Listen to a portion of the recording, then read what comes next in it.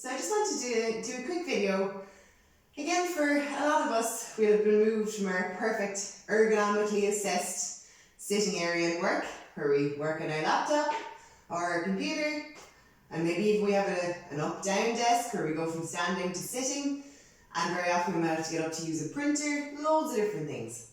So some of us have been moved from that situation to all of a sudden trying to make our workspace at our kitchen table, or maybe we have an office room. But again, might not be the setup that we're used to having at work. So there's a few things that become a little bit more important.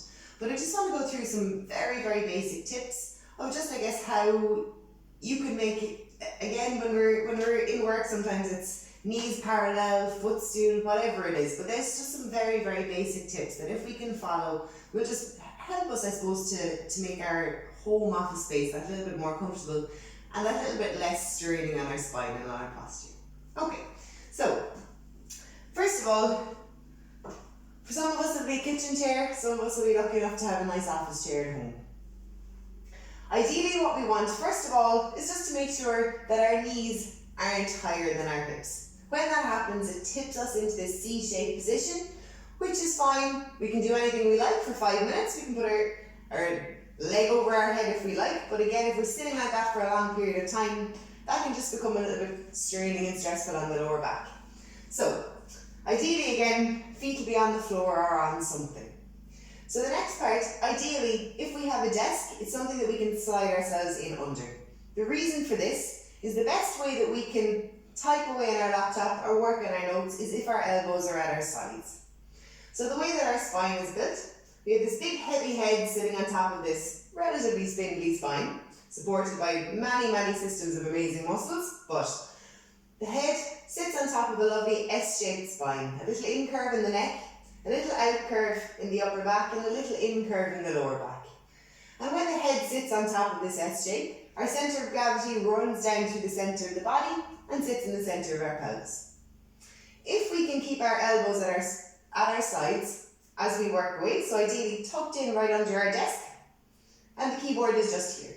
If we can keep our elbows at our side, our centre of gravity is much easier to hold right down through the centre of the pelvis because the head is sitting over the shoulders, over the hips, and over the chair. If our elbows move forwards, so if we're further away from our desk, or if we have our notes in front of our keyboard, which very often we have, so we start to let the elbows come forwards, what happens is the head is followed.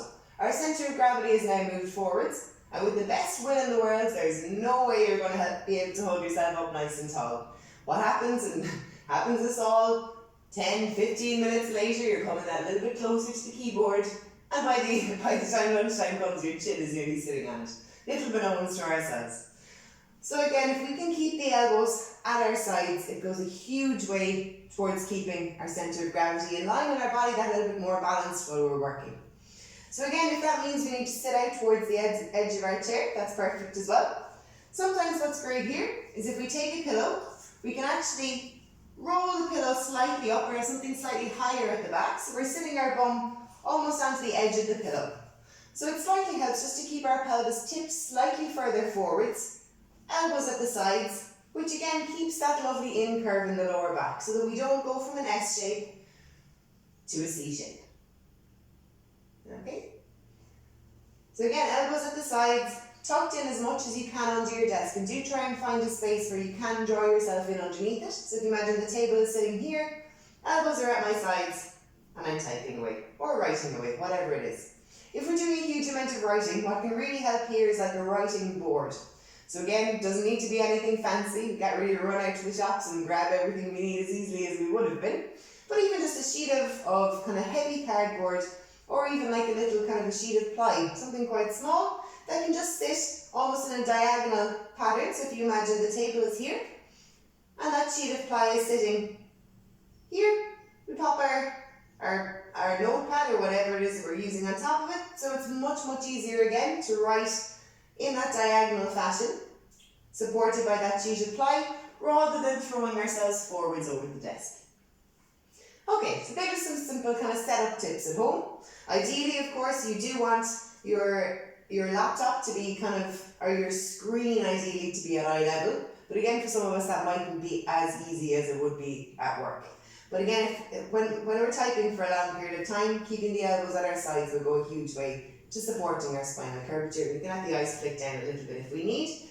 But again, as long as we're not letting ourselves tip, the head coming forward into that C shape, we're going a long way. So, that's how we sit well. What's most important is breaking our sitting pattern. This is so incredibly important. Because again, if the elbows have come forwards, if we fall into that slight forwards position, we're kind of chasing our centre of gravity. All our back muscles are now having to work all the time to support the weight of our head so we don't face plant onto our laptop. So in order to keep ourselves moving as well as possible and keep our spines as happy with us as possible, it's really important to break that sitting pattern. What can be really good is to set a little alarm on your phone that will go off every half an hour, 45 minutes maximum, that gets your bum up off that seat. Whatever it is, even if it's only you standing up for a few minutes, just stretching the arms, opening out the front of the chest. Basically reversing the position that you've just been in. So again, a nice one for this is a W stretch. So just standing up, giving yourself a little wiggle. Don't underestimate the power of the wiggle. It's very, very, very, very nourishing for the spine when it's been sitting completely still. So, if you imagine a W position, elbows fairly close to the side to start with. And I just want you to imagine opening your chest. So we're going to press the forearms slightly backwards, pressing the elbows slightly forwards, bringing the shoulder blades together, opening the chest and looking up. And just taking a breath or two here. And coming back, lovely. Then just coming into a few little arm swings, again opening out the shoulders. When we're working in front of us, we're really pinching into the front of the shoulders and closing off the chest. So just want to open that up a little bit. Good. And again the other way.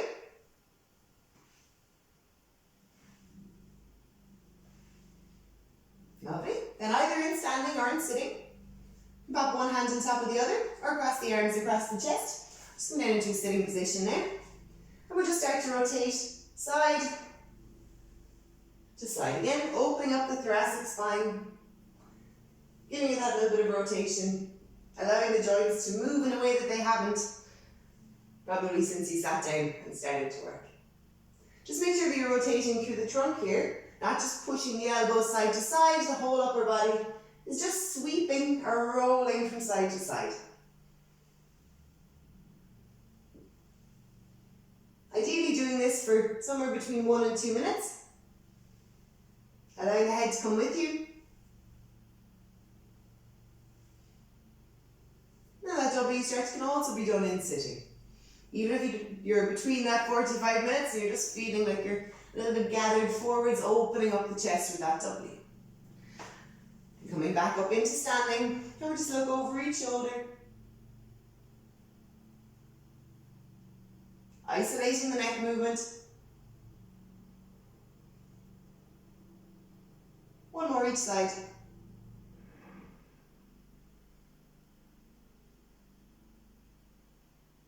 Centre, and we'll tip the ear to one shoulder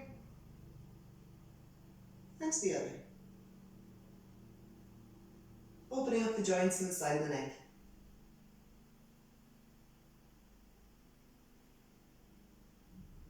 Last one each way.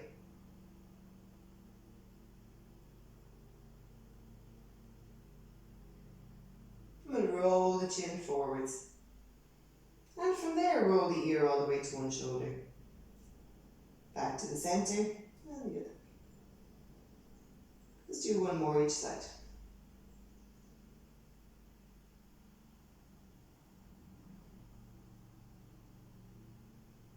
Back to the centre, and then restack the bones of the neck. Okay, sitting back down now, we're going to come into our pelvic tilts.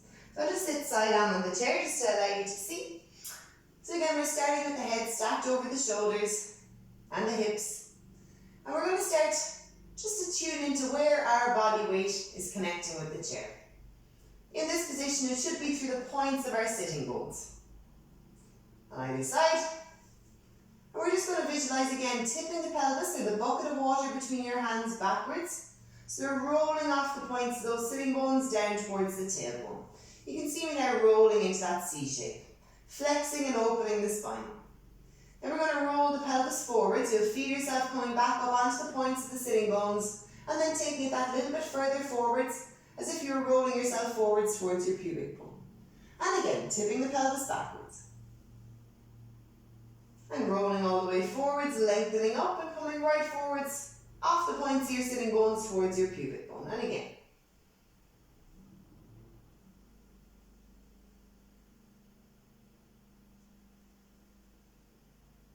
We're going to do 2 more each way. Again, these, like the thoracic rotations, can be done in sitting as often as you like.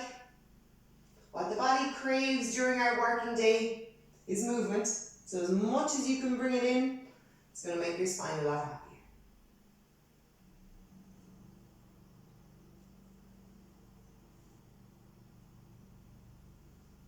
And again, we're going to come back up into standing and just repeat the same thing in standing there.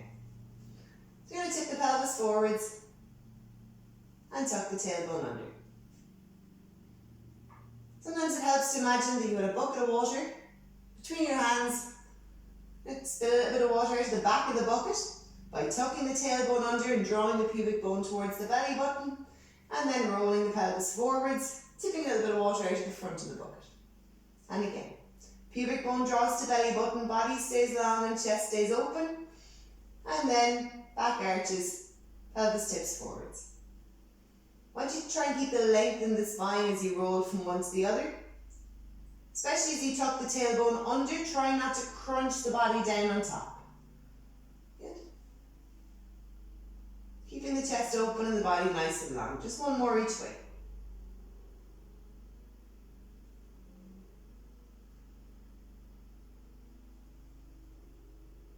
Then just let the body lovely and loose. Give it a little bit of shake. Shake out any tension that you might have. Rolling out through the wrists as well. Really, really important. Just rolling them each way. Spreading the fingers nice and wide. Closing. And again, give yourself a little wiggle and sit yourself back down. Just takes 5 minutes just to break that sitting pattern. So I hope those few little bits today have been in some way helpful.